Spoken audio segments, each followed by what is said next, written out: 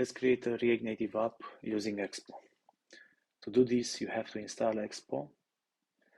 If you are on the Windows machine, you have to have a real device so that you can open the app you build using Expo. If you have a Mac and you want to have the simulator, then you need to install Xcode. I already have this, so let's create a new TypeScript Expo. TypeScript project from scratch using Expo. So this is the command you need to run. I already did this. Call the project Learn React Native. Open that in VS Code, and here we are. To make your life even better, you should install some extensions.